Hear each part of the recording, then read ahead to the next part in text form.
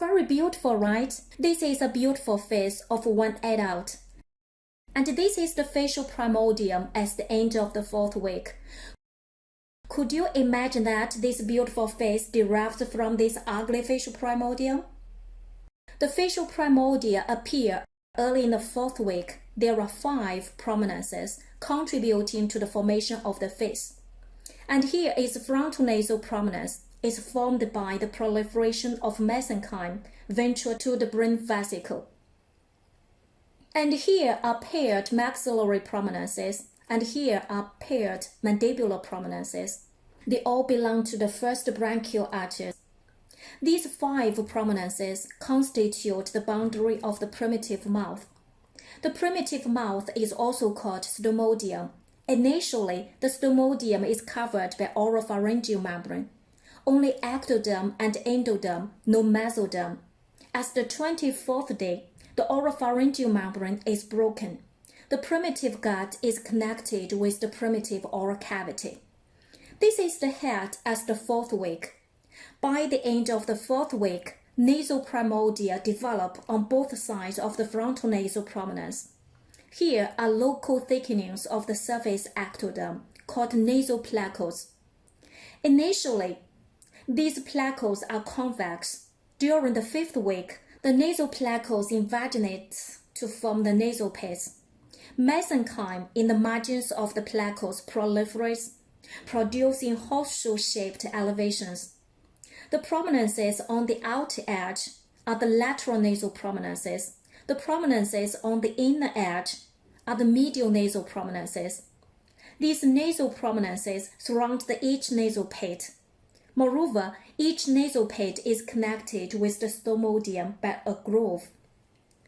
During the following 2 weeks, the maxillary prominences continue to increase in size and grow medially toward each other as the nasal prominences, compressing the medial nasal prominences toward the midline.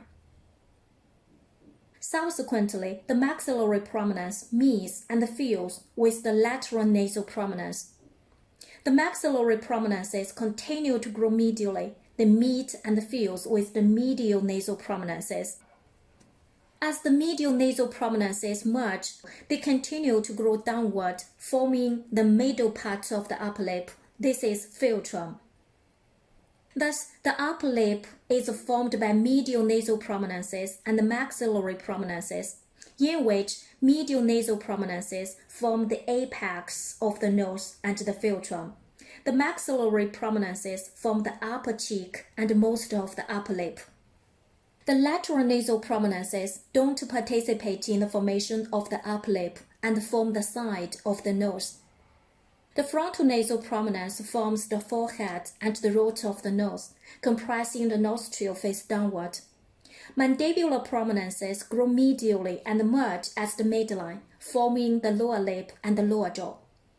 At the end of the 2nd month, the face looks like a fetus face. The formation of the upper lip is most complex and easily interfered by teratogens, which will cause facial clefts.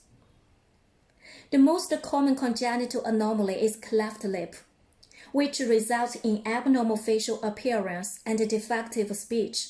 It is caused by failure of the maxillary prominence to fuse with the emerged medial nasal prominences. Cleft lip can be unilateral or bilateral. Anyway, the cleft lies on one or both sides of the philtrum. Surgery is needed. And here shows another baby with a cleft lip. Can you find the difference between these 2 babies? For this baby, the cleft lies on the right of the philtrum, and for this baby, the cleft is not beside the philtrum, just in the position of the philtrum. This is the median cleft of the lip, called median cleft lip. It's caused by the failure of the median nasal prominences to merge and form philtrum. And here shows the brain of the infant with median cleft lip. What's the problem of the brain? No hemispheric fascia. Infants with midline defects are often mentally retarded because the midline structures of the brain may develop abnormally, including varying degrees of loss of midline structures. It has been demonstrated that it's caused by genetic defects. The gene is a sonic hedgehog gene. And here shows oblique facial cleft. Oblique facial cleft can be unilateral or bilateral. The cleft extends from the upper lip to the median margin of the orbit. It's caused by the failure of the maxillary prominences to merge with its corresponding lateral nasal prominences. For some serious cases, the development of the zygomatic bone and eye is also abnormal. Well, this is the development of the face and clinical correlations. Now, share one case. A child is born with a median cleft lip. Should you be concerned about any other abnormalities? Please leave your comments in the discussion forum. Thanks for listening. See you next time.